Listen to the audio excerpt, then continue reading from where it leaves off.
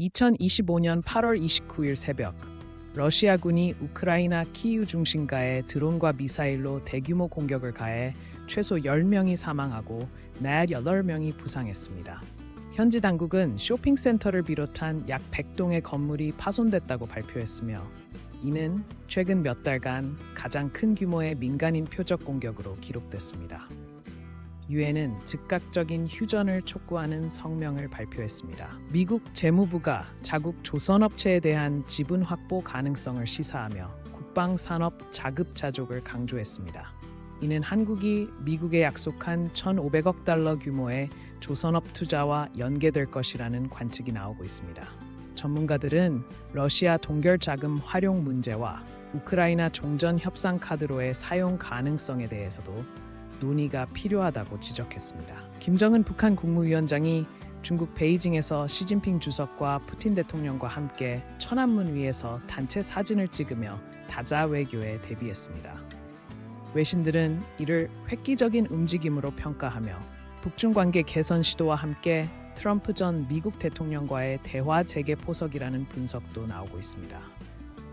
삼국 정상은 군사 경제 협력 강화에 합의했습니다. 대만이 중국 본토 출신 배우자들에게 국적 상실 증명서 제출을 요구하는 새 규정을 도입하며 논란이 일고 있습니다. 중국 측은 하나의 중국 원칙 하에서만 서류 발급이 가능하다고 주장한 반면, 대만 당국은 양안 단일 호구 제도를 주장하며 대립각을 세우고 있습니다.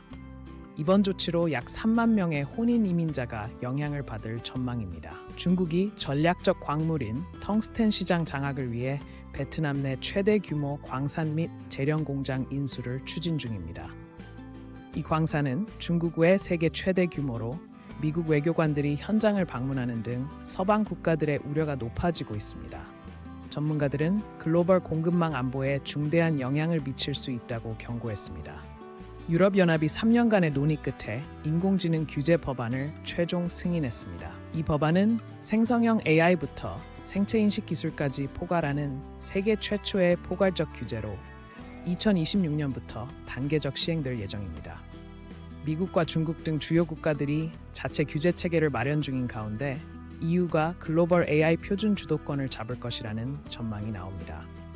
아프리카 사하라 이남 지역 12개국이 사상 최악의 가뭄을 맞아 비상사태를 선포했습니다. 유엔에 따르면 약 4천만 명이 심각한 식수 부족에 시달리고 있으며 작물 피해로 인한 기아 위기도 심화되고 있습니다.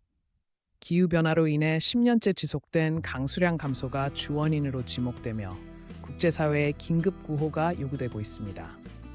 일본 정부가 2030년까지 원자력 발전 비중을 현재 7%에서 30%로 대폭 확대하는 에너지 기본 계획을 발표했습니다. 후쿠시마 원전 사고 이후 축소됐던 원전 재가동을 본격화하겠다는 방침으로 이미 17개 원전의 재가동이 승인됐습니다. 이에 대해 국내외에서 안전성 우려 목소리가 나오는 가운데 탄소 중립 목표 달성을 위한 선택이라고 강조했습니다.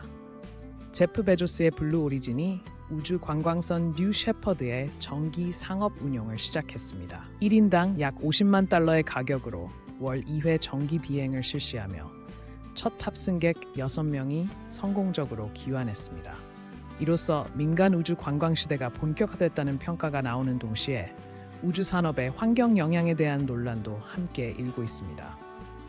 WHO가 감마 변이로 명명된 코로나19 신종 변이 바이러스에 대해 국제적 주의를 당부했습니다. 현재 15개국에서 확인된 이 변이는 기존 백신 효과를 40%까지 떨어뜨릴 가능성이 있는 것으로 나타났습니다. 각국은 방역 강화 조치를 검토 중이며 제약사들은 2개월 내 업데이트 백신 개발을 서두르고 있습니다.